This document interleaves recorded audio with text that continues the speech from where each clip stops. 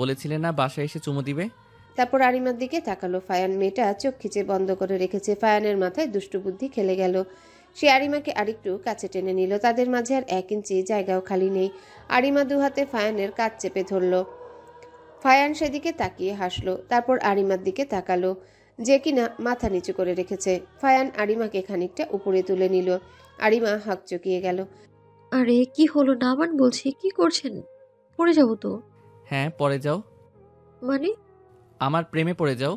আরিমা ফিক করে হেসে দিল। তারপর 2 হাত 2 দিকে মেলে দিল। বাহির থেকে হুহু করে আসা বাতাস আরিমার শরীর ছুঁয়ে দিচ্ছে, যার জন্য কেঁপে উঠছে আরিমা। ছোট ছোট বেবি হেয়ারগুলো সারা মুখে লেপ্টে ছড়িয়ে ছিটিয়ে আছে। মুখে কৃত্রিম হাসি ঝুলিয়ে রেখেছে সে। ফায়ান মুগ্ধ দৃষ্টিতে আরিমাকে দেখছে। তার বউ অনেক সুন্দরী, মায়াবতী, রূপবতী। খালি দেখতে ইচ্ছা করে তার। মেয়েটা তার মায়া দিয়েই তাকে মেরে ফেলবে। ফায়ান আরিমাকে নিচে নামিয়ে নিল। আরিমা কিছুটা অবাক হলো। ফায়ান এক দৃষ্টিতে আরিমার দিকে তাকিয়ে আছে। ফায়ানের নেশালো দৃষ্টির দিকে আরিমা বেশিক্ষণ তাকিয়ে থাকতে পারল না। ঠোঁট কামড়ে দৃষ্টি নিচে নামিয়ে নিল। ফায়ানের বুকে যেন ঝড় বইছে। এই সুন্দর মেয়েটা তার একমাত্র সৌহার্দ্য। ফায়ান খানের একান্তই তার। ফায়ান আরিমার কপালে একটা চুমু এঁকে দিল। তারপর 2 গালে 2 হাত রেখে গুলুমুলু গাল দুটো স্লাইড করতে লাগলো। বাহ, তার বউয়ের গাল বেশ তুলতুলে। ফায়ান টুপ করে চুমু খেলো গালে। আরিমা চোখ বড় বড় করে তাকিয়ে আছে তার দিকে। বউ চুমু দিয়ে একটা। আমার ভীষণ চুমু চুমু পাচ্ছে। আরিমা মাথা নিচু করে নিল। এই নির্লজ্জ নেতা সাহেবকে সে একদিন না মেরেই ফেলে। ফায়ান হাসলো আরিমার ভাবভঙ্গি দেখে। তারপর তার 2 গাল হাতের মুঠোয় নিল। হালকা উঁচু করে বলল, তুমি এত সুন্দর কেন? দেখলেই খালি প্রেম প্রেম পাই। আরিমা চোখ বন্ধ করে আছে। ভীষণ লজ্জা লাগছে তার। গাল দুটো লজ্জায় রাঙা হয়ে গেছে। ফায়ানের দৃষ্টি আরিমার ঠোঁটের দিকে। ফায়ানকে টানছে যেন তার বউয়ের কম্পিত ওষ্ঠযুগল। ফায়ান আর দেরি না করে আরিমার তিরতির করে কাপা ঠোঁট দুটোই নিজের পুরুষালী ঠোঁট চেপে ধরল। আরিমা খামচে ধরল ফায়ানের শার্ট। ফায়ান আরিমার ঘাড়ে মুখ গুজে বলল, ভালোবাসি বউ, বড্ড বেশি ভালোবাসি। পৃথিবীর বুকে এমন কোনো শক্তি নেই যে কিনা সৌহার্দ্য ফায়ান খানের থেকে তার বউজানকে আলাদা করতে পারে। আরিমা চমকালো, ভীষণভাবে অবাক হলো। সঙ্গে এক ঝাঁক ভালো লাগে এসে শরীরে ঠাঁই পেল। ঈষৎ কেঁপে উঠল সে। ফায়ানের চুল খামচে ধরে তার মুখ নিজের ঘাড়ে ঠেসে ধরল। তারপর মিনমিন করে বলল, ভালোবাসি নেতা সাহেব, আপনি শুধু একান্তই আমার নেতা সাহেব। ছাড়বো না আমি কখনো আপনাকে। ফায়ান আরিমাকে নিজের প্রশস্ত বুকের সাথে মিশিয়ে নিল। মেয়েটাকে সে হারাতে পারবে না। 1 সেকেন্ড দূরে থাকলেই দম বন্ধ লাগে। আশ্চর্য, জাদু করলো নাকি? ভাবতেই ঠোঁট কামড়ে হাসলো ফায়ান। সকাল সকাল সোনালি কেঁদে ভাসাচ্ছেন খানভিলা। তার কারণ একমাত্র তার ছোট ছেলে, কিন্তু যার জন্য সে মেঝেতে বসে কেঁদে বান ভাসাচ্ছে, উনি সোফায় আরাম করে আরহামকে কোলে নিয়ে টিভি দেখছে। শেষে বাধ্য হয়ে সোনালি উঠে এলেন ছেলের কাছে। তোকে তো আমি একটা প্রশ্ন করেছি, উত্তর কেন দিলি না? কি প্রশ্ন করেছিলে? টিভির দিকে দৃষ্টি রেখে কথাটা বলল সাহিত্য। এত বছর তোর খোঁজ ছিল না কেন?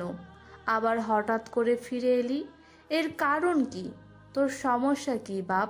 আমাকে একটু খোলাসা করে বল। উফ মা, তুমি ভালো করে জানো আমি কেন দেশ ছেড়েছিলাম।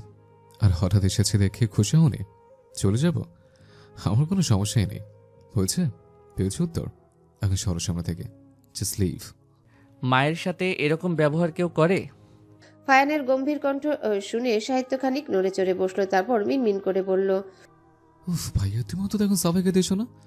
যে বাসার কর্ত্রী একজন নারী, সে বাসার সুখী বা কিভাবে টিকবে? তাই তো আমি টিকি না, কারণ আমার সুখ ওনার কোশ্চেন কালো সহ্য হয় না। সাহিত্য সাহিত্য সোফা ছেড়ে উঠে দাঁড়ালো। তারপর আরহামকে কোলে নিয়ে সদর দরজা দিয়ে বেরিয়ে গেল। সোনালি এই মুখে আঁচল চেপে কান্না আটকানোর প্রয়াস চালাচ্ছে। ফায়ান দীর্ঘশ্বাস ফেলে তার মায়ের দিকে তাকালো। তারপর কণ্ঠে গম্ভীরতা এনে বলল, আমার কিছু করার নেই আম্মু। ছেলের ধ্বংসের পিছনে তুমি দায়ী। আমি এখন কিছু করতে পারবো না। আমাকে গুরুত্ব দিয়ে যদি আগেই সব জানিয়ে দিতে, তাহলে কাহিনী আজ অন্যরকম হতো। বলেই ফায়ান গটগট শব্দ তুলে বেরিয়ে গেল। তখনই আরিমা এগিয়ে এলো সোনালির দিকে। চিন্তা করো না আম্মু, আমি আছি তো, সব ঠিক করে দেব।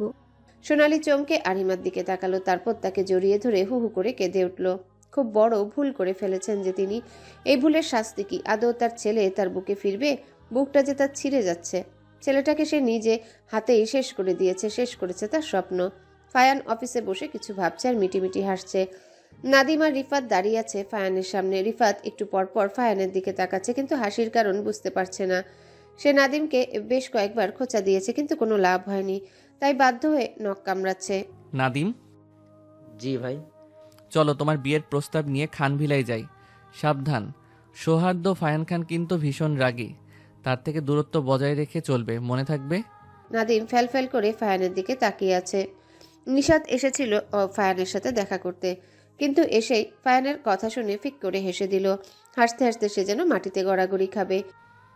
আরে ভীতু গোয়েন্দা যে, চলুন সবাই একসাথেই যাই। এবার নাদিম হো হো করে হাসতে লাগলো। বেচারা নিশাত কাচুমাচু হয়ে দাঁড়িয়ে আছে, কিন্তু সবকিছু রিফাতের মাথার উপর দিয়ে যাচ্ছে। কলিং বেলের আওয়াজ পেয়ে কাজের মেয়েটা এসে দরজা খুলে দিল। তারপর কিছুক্ষণ হাঁ করে দরজার দিকে তাকিয়ে থেকে জোরে একটা চিৎকার দিল।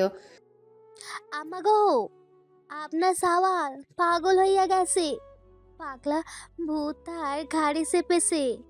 সাথে সাথে বাড়ির সবাই এসে জমা হয়ে গেল। আরিমা হাঁ করে ফায়ানের দিকে তাকিয়ে আছে। সোনালি আর মোহনা ড্যাব ড্যাব করে ছেলের দিকে এক দৃষ্টিতে দেখছে।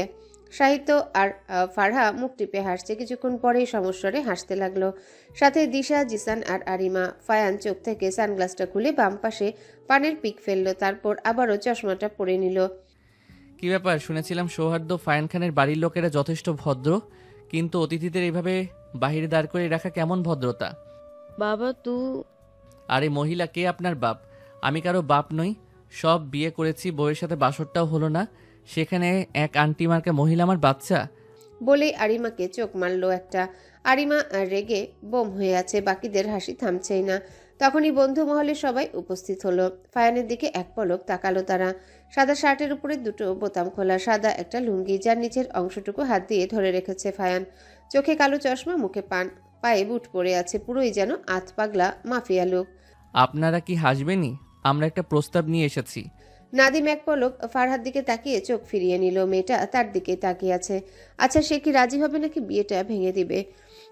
নাদিমের বুক ধুকপুক করছে অজানা বিপদের আশঙ্কায়। তা বসেন আপনারা।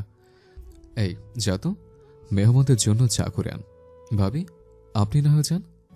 আরিমাকে ঠেলে রান্নাঘরে পাঠিয়ে দিল সাহিত্য। তারপর ফায়ানদের সামনে সোফায় বসে পড়ল। ফায়ান চোখ ঘুরিয়ে ঘুরিয়ে বাড়িটা দেখছে, এমন ভাব ধরেছে যেন সেই বাড়িতে প্রথম। আরিমা সবাইকে এক এক করে শরবত দিতে লাগলো। ফায়ান শরবত হাতে নিয়ে সোনালীকে আরিমার উদ্দেশ্যে বলল, মেয়ের বিয়ে দিয়েছেন আন্টি? আরিমা যেন শুকনো মাটিতে আছাড় খেলো। কি শুরু করেছে ফায়ান? সাহিত্য হাসতে হাসতে বলল, জি ভাই, উনি আমার বউ। আপনি আসল কথা আসুন। ফায়ান কটমট দৃষ্টিতে তাকালো সাহিত্যর দিকে। বাকিরা হেসে কুটি কুটি, আরিমাও মুখ টিপে হাসছে। তা আপনার বড় ভাই নেই বাসায়? নতুন বিয়ে করেছেন আপনি, বাচ্চা নিবেন না? সাহিত্য সবে একটু শরবত খাওয়ার জন্য মুখে গ্লাসটা ধরেছে। শুরুত করে সব শরবত ফায়ানের শার্টে ফেলে দিল। ফায়ান চেঁচিয়ে উঠল, আরে ভাই, আমরা আপনাদের অতিথি, একটু তো ভদ্রতা বজায় রাখুন। একটা প্রস্তাব নিয়ে এসেছি। সাহিত্য কাশতে কাশতে ফায়ানকে উদ্দেশ্য করে বলল, কিছু প্রস্তাব? আপনাদের বাড়ির ছোট মেয়ের সাথে এমপি সাহেবের বিয়ের ব্যাপারে। আরিমা মুচকি মুচকি হাসতে লাগলো। মোহনা আর সোনালি থম মেরে দাঁড়িয়ে আছে। সবার একই অবস্থা। আফরিদ চেঁচিয়ে উঠল, কি এসব হচ্ছেটা কি? ফারহা দৌড়ে নিজের রুমে চলে গেল। এক মুহূর্ত দেরি করলো না সে। আরিমাও পিছু পিছু ছুট লাগালো। না জানি কি করে বসে মেয়েটা। নাদিমের মুখ চুপসে আছে। ফায়ান সবই দেখে নিল, তারপর বলল, আপনারা বললে বিয়ের ব্যাপারটা এগোতে পারি। আমার ছেলেটা বাড়ি ফিরুক, তারপর আমরা মতামত জানাবো। জি, আজ তাহলে উঠি আন্টি, এইসব বাজার সদাই ভিতরে দিয়ে যা। সবাই উঠে চলে গেল, আর হুড়মুড়িয়ে কয়েকজন ভেতরে ঢুকে বাজার সদাই রেখে চলে গেল। সাহিত্য এখনো হাঁ করে ফায়ানের যাওয়ার পথে তাকিয়ে আছে। আরিমা দৌড়ে ফারহার পিছু পিছু তার রুমে ঢুকে গেল। ফারহার দিকে তাকিয়ে সে চমকালো, ভড়কে গেল। একই অবস্থায় মেয়ের। সারা বাড়িতে হুলস্থুল কাণ্ড। আজ যে সৌহার্দ্য ফাইহান খানের একমাত্র বোনের বিয়ে, তা লোকজনকে জানাতে হবে না? শুধুমাত্র আক্ত না করিয়ে রেখে একেবারেই তুলে দিবে ফারহাকে।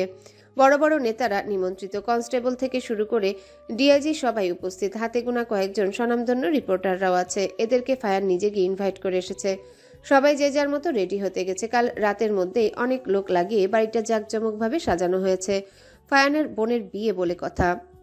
আরে আমার মেকআপটা করা হয়নি। এই ফারহা, আমাকে একটু মেকআপটা করে দে না। এই, তুই কি পাগলা? যার বিয়ে সে না সেজে তোকে সাজাবে? এত সেজে কি হবে? বিয়ে কি তোর? বেলা রেগে অগ্নিশর্মা হয়ে তাকালো মনিরের দিকে। মনিরও কিরমিরিয়ে তাকিয়ে আছে। দেখেই বোঝা যাচ্ছে আজকে এদের মাঝে হবে। রাগ করিস না বেলা, জানিস তো ও তোর পিছে লাগে। আমার কাছে আয় দেখি। মানে ঝগড়া।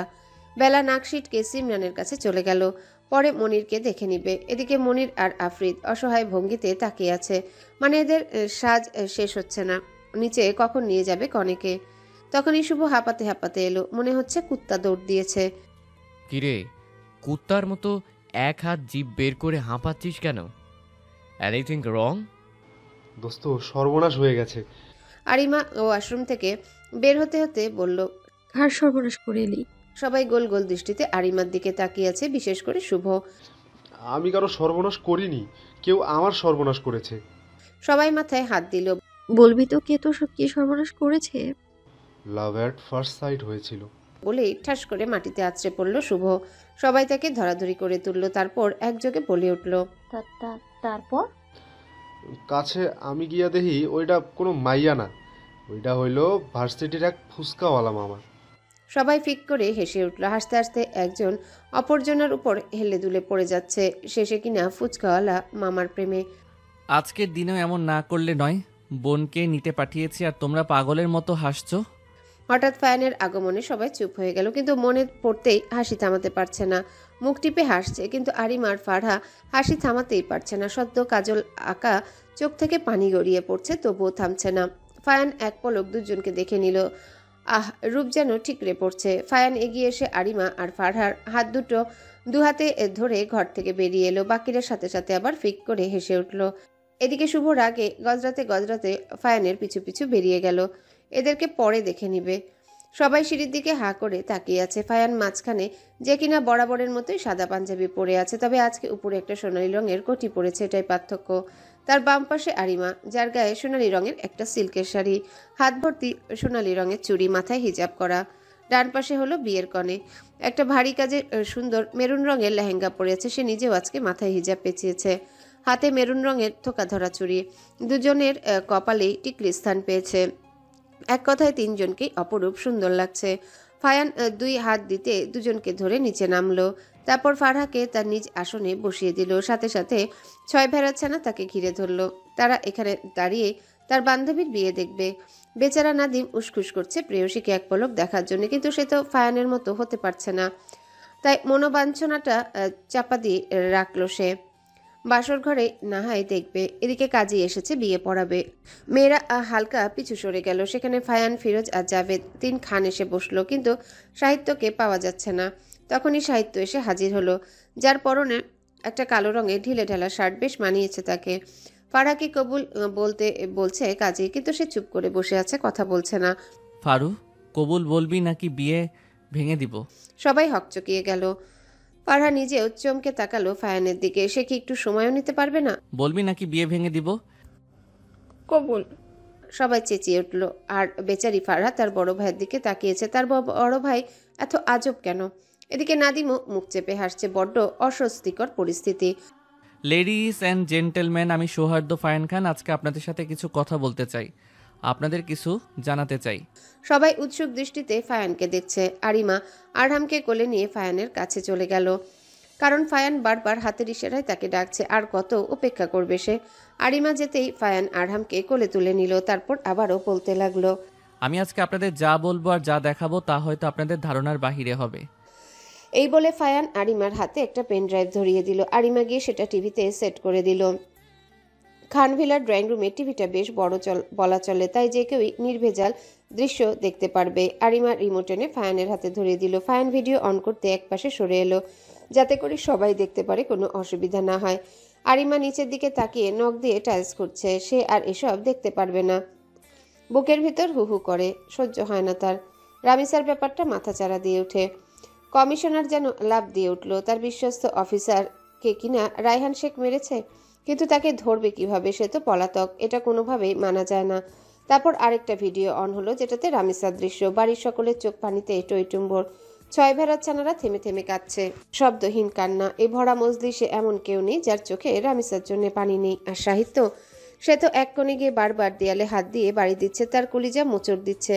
তার ভালোবাসার মানুষ কিনা এভাবে মারা গেছে। ছি, সে কেমন প্রেমিক পুরুষ। আরিমার কানে এসে বাক্যটা আবারও এসে বাড়ি খেলো, এমনকি বেশ কয়েকবার। আমার বুকা ফুল, ভালোবাসি বোন। এবার আরিমার কন্ট্রোল করতে পারল না, ঝরঝর করে চোখের পানি ছেড়ে দিল। ভেতরে তার পুড়ছে, সে আর দমিয়ে রাখতে পারল না নিজেকে, সেখানেই বসে পড়ল। চিল্লিয়ে কাঁদছে মেয়েটা। লোকে কি বলবে সেটা তার দেখার বিষয় না, তার কষ্ট হচ্ছে, দম বন্ধ লাগছে, এটাই বড় বিষয়। আর এক সেকেন্ড সে চুপ হয়ে থাকলে দম বন্ধ হয়ে মারা পড়বে। ফায়ান আরহামকে সোনালির কোলে দিয়ে এখান থেকে যেতে বলল। বেচারা আরহাম তার মাম্মামের কান্না দেখে অস্থির হয়ে উঠেছে। তাকে ভুলিয়ে ভালিয়ে মোহনা আর সোনালি সেখান থেকে খানিক দূরে গিয়ে দাঁড়ালো। প্লিজ নিজেকে সামলাও বউ, এভাবে ভেঙে পড়তে নেই। আরিমা কেঁদেই যাচ্ছে, থামার নামগন্ধ নেই। লোকে বুঝছে না কেন কাঁদছে। সৌহার্দ্য ফায়ান খানের ওয়াইফ, কিন্তু মেয়েটার কান্না তাদের ভিতরে দাগ কাটছে। শেষে ফায়ান আরিমার কাঁধ ধরে ঝাঁকি দিল যাতে সে সম্বিত ফিরে পায়, কিন্তু আরিমা তাতে চেঁচিয়ে উঠল। আমার বোনটা কি দোষ করেছিল বলতে পারেন নেতা সাহেব? কি করেছিল সে? শুধু একটু ভালোবাসা, ভালো থাকা কামনা করেছিল। আমার বোনটা বড্ড অবুঝ ছিল নেতা সাহেব। সে শুধু আমার ভালোটাই বুঝে এসেছে সব সময়। ফিরিয়ে দিন না, আমার বোনটাকে এনে দিন না নেতা সাহেব। সে একটু ভালোভাবে বাঁচুক, আমার বোনটাকে একটু ভালোভাবে বাঁচুক নেতা সাহেব। সবাই বুঝে নিয়েছে আরিমা আর রামিসা দুজনেই আবিদার আশালতার সন্তান। সবার বুক চিরে দীর্ঘশ্বাস বেরিয়ে এলো। আহারে বেচারি বোনটা অকালে মারা পড়ল। জিসানার দিশা দিয়াজকে কোলে নিয়ে চোখ থেকে পানি বিসর্জন দিচ্ছে। ফারা হেঁচকি তুলে কাঁদছে। নাদিম অসহায় দৃষ্টিতে সেদিকে তাকিয়ে আছে। নিশাতের অবস্থা নাজেহাল। ভেড়াচ্ছানাদের তো কথাই নেই। ফায়ান আর না পেরে আরিমাকে ধমক দিল।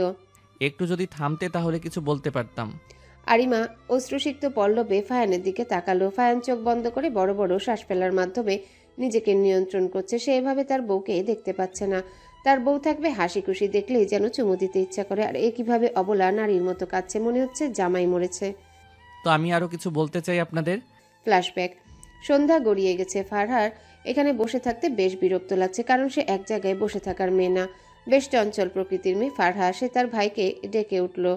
ভাইয়া চলো বের হই, এখান থেকে ভালো লাগছে না আর। ফায়ান বোনের সব আবদার পূরণ করতে তৎপর, তাই সে নাদিমকে সাথে নিয়ে ফারহার সাথে বেরিয়ে এলো ক্যাফে থেকে। বলে রাখা ভালো যে নাদিম ফায়ানের সাথে বহু বছর যাবত আছে। একটা নিরিবিলি জায়গা ধরে হাঁটছে তারা তিনজন। ফারহা আগে আগে লাফাচ্ছে। নাদিম আর ফায়ান পিছনে কিছু বিষয় নিয়ে আলোচনা করছে, কিন্তু দৃষ্টি তার ফারহার দিকে। কয়েকবার ধমকও দিয়েছে, কাজ হয়নি। ভাইয়া আইসক্রিম খাবো প্লিজ।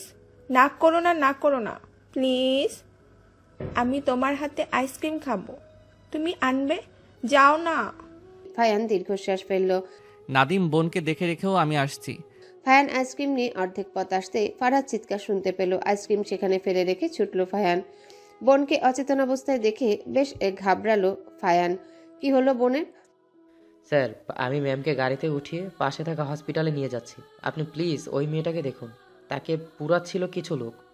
ফায়ান সাই জানালো, তারপর দৌড়ে গেল মেয়েটার কাছে। ফারার হাতে পানির বোতল ছিল, সেটা ছোঁয়া মেরে ফায়ান নিয়ে গিয়ে যথাসম্ভব আগুন নিভিয়ে দিল। সেরকম পুড়েনি। শাড়িটা মোটা হওয়ার দরুন সেরকম শরীর পুড়তে পারেনি। তাপ লাগার কারণে আতঙ্কে জ্ঞান হারিয়েছে মেয়েটা। মেয়েটার মুখটা চেনা চেনা লাগলো ফায়ানের। বেশি না ঘেটে কোলে তুলে নিল সে। তারপর গাড়িতে বসে দুজনকে হসপিটালের উদ্দেশ্যে নিয়ে গেল।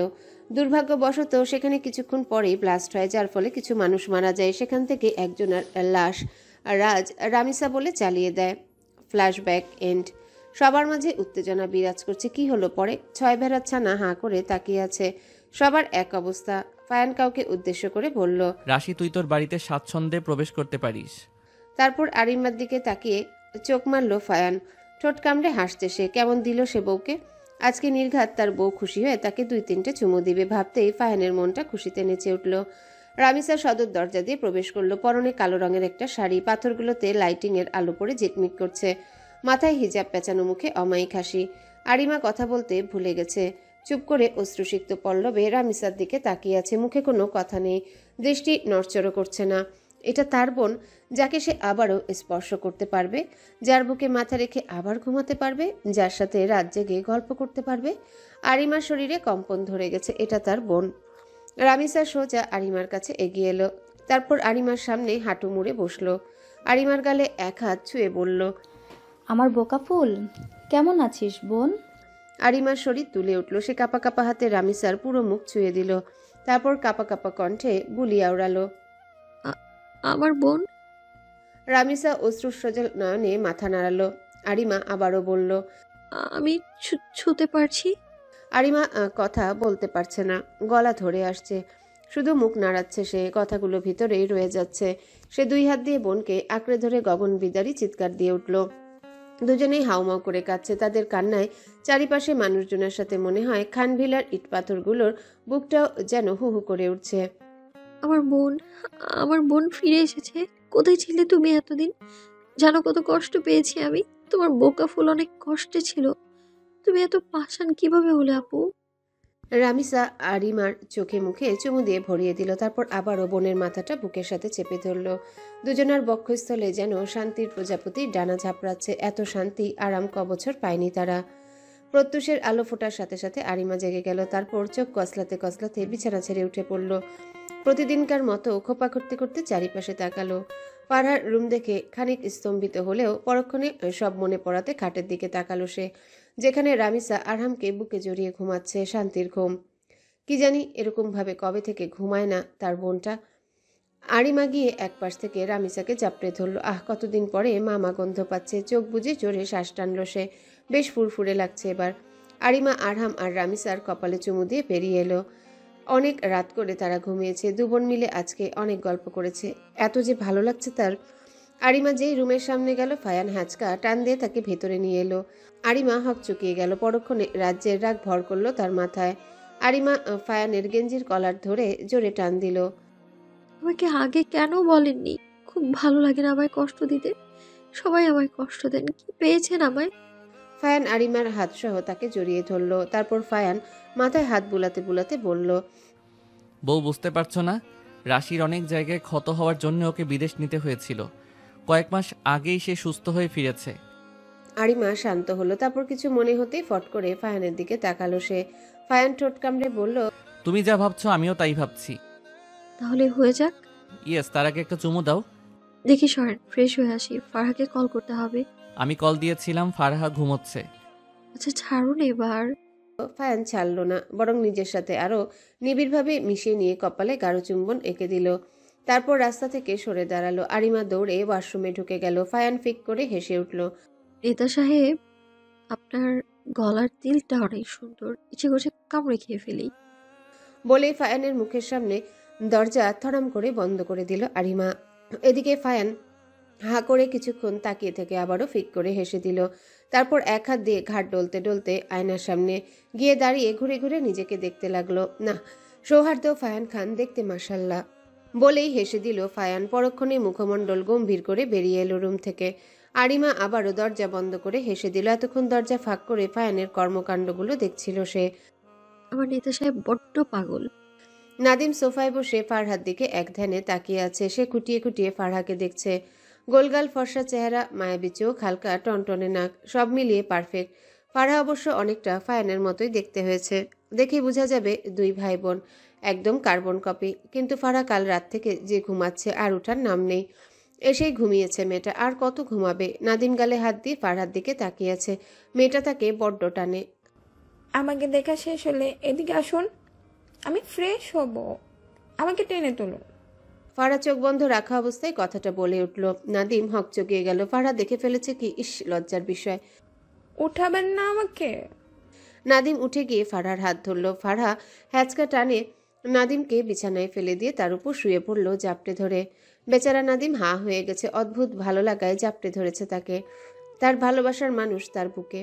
নাদিম মুচকি এসে ফারহাকে 2 হাত দ্বারা আগলে নিল। এদিকে ফারহাও তার অগোচরে মুচকি হাসলো। তারপর আরেকটু নিবিড়ভাবে নাদিমকে জড়িয়ে ধরল। এ যেন এক সুখকর অনুভূতি। মাম্মা, এই আন্টিটাকে চেনা চেনা লাগে আমার। আরহামের কথায় চমকালো রামিসা। তাকে চিনে মানে? কিভাবে চিনবো বাবা? উনি তোমার আন্টি না, তোমার আম্মু। আম্মু?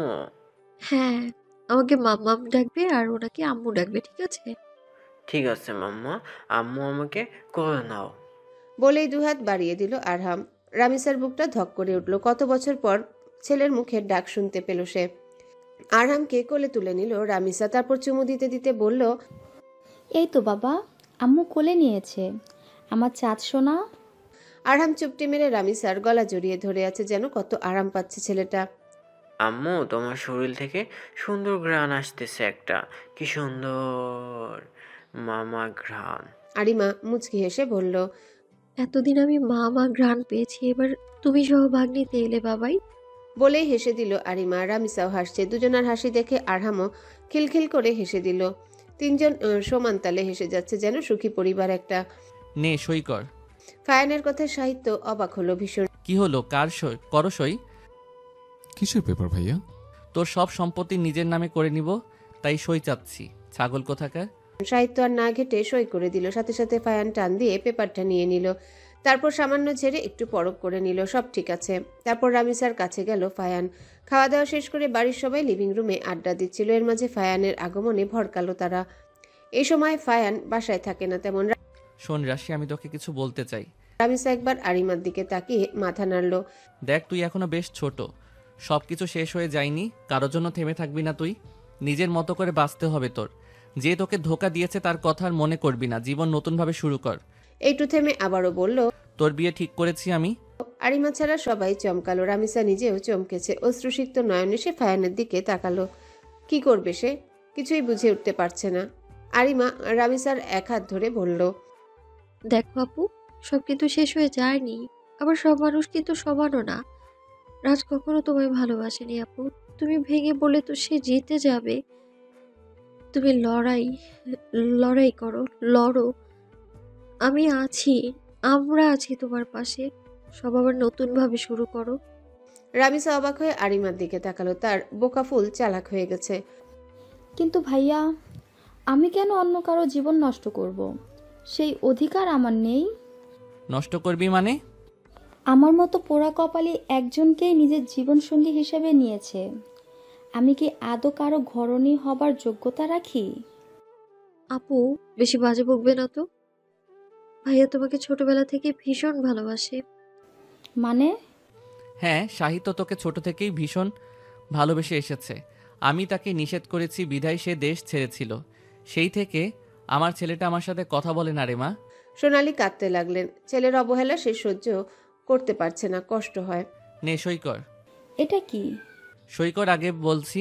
রামিসা না পড়ে সই করে দিল। ফায়ান আর আরিমা বিশ্বজয়ের হাসি দিল। তারপর গলা ঝেড়ে বলল, তো তুই আর সাহিত্য আজকে থেকে লিগেল হাজব্যান্ড ওয়াইফ। আশা করি আমার বউকে নিয়ে আর তোর কাছে রাখবি না। আমার বউ ছাড়া ঘুমাতে সমস্যা হয়। আর হ্যাঁ, আমার ভাই তোকে সুখী রাখবে, দেখে নিস। আম্মু, সাহিত্য ঠিকই আছে, খালি তোমার সাথে অভিমান করেছিল। রাতে বিরিয়ানি করিও ওর জন্য, দেখবে সব ঠিক। সাহিত্য যেন বিশ্বাসই করতে পারছে না। রামিসা তার রুমে। রামিসাও বেশ বিপাকে পড়ল। সন্ধ্যা বেলাতেই আরিমা তাকে একটা শাড়ি পরিয়ে এই ঘরে দিয়ে গেছে। কেমন লাগে? কিছু বলতেও পারছে না, সে খালি হাত মোচড়াচ্ছে। রাশি। সাহিত্যের সামান্য ডাকেও কেঁপে উঠল যেন রামিসা। এত দরদ মিশিয়ে কেউ ডাকতে জানে নাকি? সাহিত্য এক পা দুপা করে রামিসার দিকে এগিয়ে এলো। তারপর তার এক হাত নিজের হাতের মুঠোয় ভরে নিল। রামিসা এতে বেশ চমকালো। আমাকে ছোবেন না। সাহিত্য ভ্রু কিঞ্চিত বাকি শুধালো, কেন ছোব না? তুই কি আমার বউ না? বউ শব্দটা শুনে রামিসা চারিপাশে ভালো লাগায় ছেয়ে গেল। সুখকর অনুভূতিরা ডানা মেলছে। নিজেকে ধাতস্থ করে সে বুলি আওড়ালো, আমার শরীরে অন্য কারো। বাকিটা আর বলতে দেয়নি সাহিত্য। সে কণ্ঠে ক্রোধ মিশিয়ে বলল, খবরদার ওই জানোয়ারের কথা আমার সামনে যদি বলেছিস। রামিসা মাথা নিচু করে নিল। তখনই এক ফোঁটা তরল পদার্থ টপ করে মাটিতে পড়ে গেল। সাহিত্য এবার এগিয়ে এসে রামিসার মাথাটা নিজের বুকের সাথে চেপে ধরল। আমি তোকে ভালোবাসি আমার রাশি। তুই আমার কাছে যেমন ছিলিস সেরকমই আছিস, আর সারা জীবন তেমনই থাকবে। কোনো নরপশুর জন্য মন খারাপ করবি না, এতে আমি কষ্ট পাবো। আমার পবিত্র স্পর্শ দিয়ে তোর মাঝের সকল খারাপ স্পর্শকে দূর করে দিব। তুই আমার রাশি, এখন তুই আমার। তোর ভাগ আমি দুনিয়ার কাউকে দিতে রাজি নই। একবার যে ভুল করেছে সেটার দ্বিতীয়বার করবো না। ভালোবাসি আমার রাশি। রামিসা পরম শান্তিতে সাহিত্যের বুকে মাথা এলিয়ে দিল। যেই দাবানল এত বছর যাবৎ নিজের মাঝে পুষে রেখেছিল, আচমকা সব নিভে গেল। পরম শান্তি আর ভরসা এসে হানা দিল মনে। এই স্থানটাই চাই তার, একটু শান্তির জন্য, ভালো থাকার জন্যে। ফারহা নিজের রুমের ব্যালকনিতে দাঁড়িয়ে আছে। বাইরে বিদ্যুৎ চমকাচ্ছে, সাথে বাতাস বইছে। এই তো বিকেলে আরিমা আর ফায়ান গিয়ে তাকে নিয়ে এসেছে। সাথে অবশ্য আফ্রিদও এসেছে। বেচারা কি বাসায় একা থাকবে নাকি? কি ব্যাপার, ঘুমাবে না? জামাইয়ের আদর ছাড়া ঘুম আসে নাকি? নাদিম ভরকালো। মেয়েটা তার বড় ভাইয়ের মতোই ঠোঁট কাটা হচ্ছে নাকি? তাহলে তো সর্বনাশ। চলো এসো ঘুমাবে। ফারহা কথা না বলে উল্টো ঘুরে নাদিমের গলা আঁকড়ে ধরে। সে বড্ড অভিমান করেছে, তার জামাই তাকে একটা চুমু অবধি দেয়নি। কি নিরামিষ লোককে পছন্দ করেছে সে। আপনি আমাকে ভালোবাসেন না। ফারহার অভিমানী কণ্ঠে নাদিম মুচকি হাসলো। বাসি তো, আমার বউকে আমি অনেক ভালোবাসি। এই তো এত এত ভালোবাসি। ফারহা খুশিতে লাফিয়ে উঠল। তাহলে চুমু দিন, বলেই গাল এগিয়ে দিল ফারহা। নাদিম হেসে দিল। তারপর ফারহার গাল নিজের দুই হাতে ভরে নিয়ে পরপর কয়েকটা চুমু খেলো ফারহার কপালে। ফারহা মৃদু কেঁপে উঠে নাদিমকে জড়িয়ে ধরল। নাদিমও নিজের বউকে বুকের মাঝে লুকিয়ে রাখলো, যাতে কেউ তাকে ছিনিয়ে নিতে না পারে। শেষ নিঃশ্বাস অবধি এভাবে থাকতে চায় সে। আফরিদ মশা মারছে আর ভাবছে তাকে বিয়ে করিয়ে দিলে এমন কি হতো। এবার নিজেকে বড্ড শূন্য শূন্য লাগছে। বেলা আর মনির শুভ তো সারাদিনই টাঙ্কি মারে, সিমরান আর সেই খালি আছে। চাচ্চু, আমি ওয়াশরুমে যাব। হ্যাঁ বাপ চল, চারপাশে সব জোড়া জোড়া, মাঝখানে আমি কপাল পুরা। আমিও। আফরিদ ফিক করে হেসে দিল। তার সাথে আরহামও হেসে লুটুপুটি খাচ্ছে। টুম করে একটা মেসেজ এলো আফরিদের নাম্বারে। নিজেকে সিঙ্গেল ভাবা বন্ধ কর, তোর জন্যে আমি সিমরানই যথেষ্ট। এবার আমাদের বিয়ে ঠিক কর, সবাই এক বাসাতেই থাকবো, ফের মেসেজ দিবি না, আমি ঘুমাবো। গুড নাইট হবু বর। আফরিদ ঠোঁট কামড়ে হাসলো। যাক, এতদিন ঘুরিয়ে শেষমেশ সিমরান রাজি হয়েছে। আরহামকে বিছানায় ছুঁড়ে মেরে দুজন দুজনকে চাপড়ে ধরে ঘুমের রাজ্যে পাড়ি জমালো। শান্তি আর শান্তি। বউ একটু আদর দাও না। বেশি বিরক্ত করলে কিন্তু আমি আরহামের কাছে চলে যাব, ঘুমোতে দিন না। ফায়ান ঠোঁট ফুলিয়ে পাশে ফিরে গেল। সে আর বউয়ের কাছে ফিরবে না, নতুন বউয়ের ব্যবস্থা করতে হবে। এটা আদর করে না। পরক্ষণে ফায়ান ভাবলো, না না, তার বউ যদি আবার অন্য কাউকে বিয়ে করে নেয়, না না, এটা সে মানতে পারবে না। তার আদর তাকেই আদায় করতে হবে। সে পুরুষ মানুষ। ফায়ান পাশ ফিরে তাকিয়ে দেখে আরিমা নেই। দ্রুত উঠে বসলো সে। তার বউ গেল কই? ছোট ও মুরগির বাচ্চার মতো বউটাকে কি শিয়াল নিয়ে গেল? তখনই ওয়াশরুমের দরজা খট করে খোলার শব্দ হলো। ফায়ান হাঁ করে আরিমার দিকে তাকিয়ে আছে। আরিমা জর্জেটের কালো রঙের একটা শাড়ি গায়ে জড়িয়েছে, একদম মানিয়েছে তার গায়ে। ফায়ানের ঘোর লেগে যাচ্ছে, গভীর মায়ায় ডুব দিতে ইচ্ছে করছে। সে এক পা করে আরিমার দিকে এগিয়ে গেল। আরিমা সেখানেই দাঁড়িয়ে আছে, নড়াচড়া করছে না। ফায়ান গিয়ে আরিমার পিঠে হাত দিয়ে নিজের সাথে মিশিয়ে নিল তাকে। আরিমার চুলে নাক ডুবিয়ে ঘ্রাণ নিল ফায়ান। আরিমা দু হাতে ফায়ানের গলা আঁকড়া ধরল। তারপর ফায়ানের গলায় থাকা লালচে তিলটাতে নিজের নরম ঠোঁট বসিয়ে দিল। ফায়ান আরিমার কোমর দু হাত দিয়ে চেপে ধরল। আরিমা ছিটকে সরতে গিয়েও সরতে পারছে না। ফায়ান তাকে ছাড়ছে না। আগুন লাগিয়ে দিয়ে পালানো হচ্ছে। মিসেস খান, আজকে আপনার ছাড় নেই। ফায়ানের এক একটা কথা কেমন যেন শোনাচ্ছিল। আরিমা শত চেষ্টা করেও ছাড়াতে পারল না নিজেকে। তাই সে চোখ বন্ধ করে দাঁড়িয়ে রইল। ফায়ান মুচকি এসে আরিমার কপালে একটা চুমু এঁকে দিল। তারপর ঘাড়ে নিজের মুখ ডুবিয়ে দিল। আরিমা ফায়ানের চুল আঁকড়ে ধরল। চোখ বন্ধ করে নিয়েছে মেয়েটা। থাক, আজ আর সে নেতা সাহেবকে বাধা দিবে না। ফায়ান আরিমার তিরতির করে কম্পমান ঠোঁটের দিকে এগিয়ে গেল। দুজনার নিঃশ্বাস তাদের চোখে মুখে এসে বাড়ি খাচ্ছে। আরিমা কম্পিত স্বরে বলে উঠল, ভালোবাসি আমার নেতা সাহেব। আপনি শুধু একান্তই আমার নেতা সাহেব, আর কারো না, আমার নেতা সাহেব। ফায়ান মুচকি হেসে বলল, ভালোবাসি বউ, খুব বেশি ভালোবাসি। বলে আরিমার ঠোঁটে নিজের পুরুষালী ঠোঁট চেপে ধরল ফায়ান। হয়ে যাক আজ নতুন অধ্যায় সূচনা। ভালোবাসায় পরিপূর্ণ হোক দুটি মন।